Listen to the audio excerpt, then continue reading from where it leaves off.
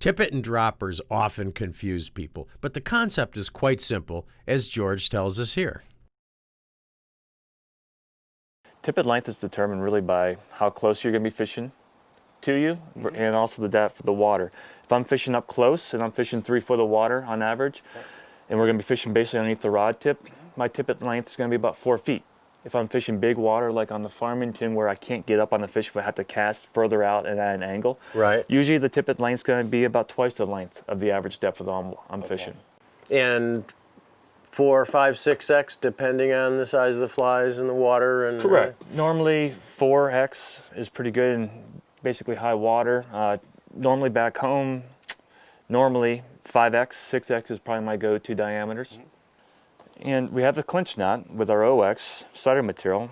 Again, the nice thing about the tippet ring, it allows us to attach a level section of tippet material. And the idea with the level diameter is everything's going to sink at a quick sink rate. I like fluorocarbon just not because of the invisibility factor, but because of the abrasion resistance. You're going to be pulling, your tippet's going to be underneath the water, obviously, going against rocks, hard substrate, and so forth. And I find that fluorocarbon is far more abrasive resistant than nylon, so I lose far fewer flies. And it sinks a little quicker. Exactly.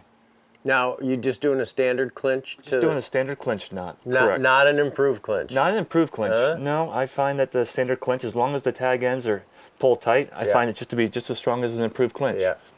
Now, we can fish 1 fly or we can fish 2 flies. You know, if we're fishing 3 foot of water, you know, we have a 4 foot section of tippet right here.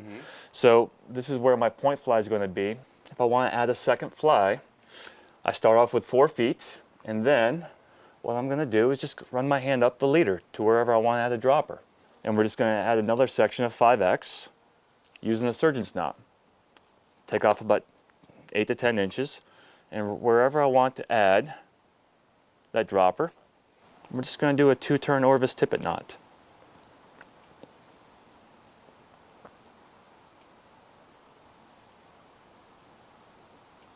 That's it. That's your upper fly, or your dropper? That's my upper fly. And your point fly is on the end there. And eventually, if you change your flies enough with the dropper, all you need to do is just, when this gets short and stubby, just trim this off. And you can pull off another section of 4 or 5X.